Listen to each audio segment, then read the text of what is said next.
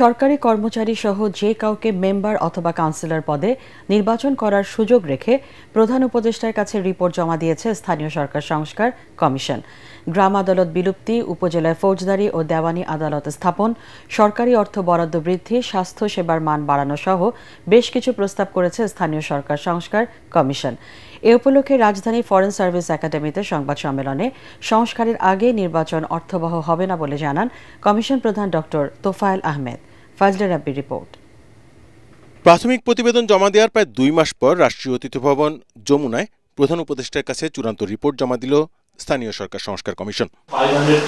পরে foreign service একাডেমিতে অনুষ্ঠিত সংবাদ সম্মেলনে স্থানীয় সরকার সংস্কার কমিশন প্রধান অধ্যাপক তোফায়েল আহমেদ জানান, 2 খণ্ডে 500 পাতার সংস্কার প্রস্তাবে জোর দেওয়া হয়েছে ইউনিয়ন পরিষদ, উপজেলা, জেলা, পৌরসভা এবং সিটি কর্পোরেশন পরিচালনায় গণতান্ত্রণের মাধ্যমে স্বচ্ছতা ও জবাবদিহিতা নিশ্চিতের।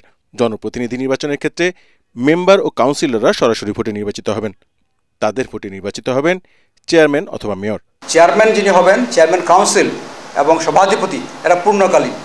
এইখানে কোন চাকরি করে আপনি পারবেন না করতে, কিন্তু মেম্বার হতে কোনো আপত্তি দেখি না। সেই জন্য আমরা মেম্বারশিপ এবং কাউন্সিলর হওয়া এটা সবার জন্য মুক্ত করার প্রস্তাব করেছি।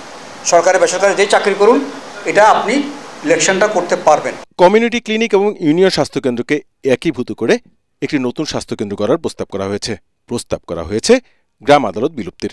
ইউনিয়ন পরিষদকে ইউনিয়ন পরিষদের ফাংশন করতে দেন, আদালতের ফাংশন জুডিশিয়ারিকে দেন। উপজেলাতে আদালত আসুক, আর উপজেলাতে এডিআর অল্টারনেটিভ ডিসপিউট রেজলিউশনের একজন অফিসার নিয়োগ করুন।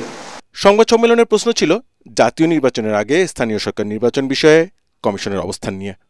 সরকার এবং রাজনৈতিক দলগুলো একমত হয়ে এটার সিদ্ধান্ত নিন। তো আমরা চাই স্থানীয় নির্বাচনটা অবিলম্বে করা হোক। আগে সংস্কার না করে কোনো ইলেকশন করলে কোনো লাভ হবে না। এটা জাতীয় ইলেকশন বলেন না স্থানীয় ইলেকশন বলেন। কাজের উপর ভিত্তি করে গুরুত্বপূর্ণ এই মন্ত্রণালয়ের নাম পরিবর্তন করে স্থানীয় সরকার জনপ্রতিষ্ঠান ও জনপ্রকৌশল অধিদপ্তর করার প্রস্তাব করা হয়েছে। কমিশন মনে করে প্রস্তাবিত সংস্কারগুলো করতে একটি স্থানীয় সরকার সংস্কার কমিশন গঠন করা প্রয়োজন। এছাড়া সংশোধন এবং নতুন করে মোট 6টি আইন করতে হবে। বাকি সংস্কার নির্বাহী আদেশেই করা সম্ভব। অনলাইনে দিয়ে দেব এবং আপনারা। ফজলে রাব্বি, এটিএন বাংলা, ঢাকা।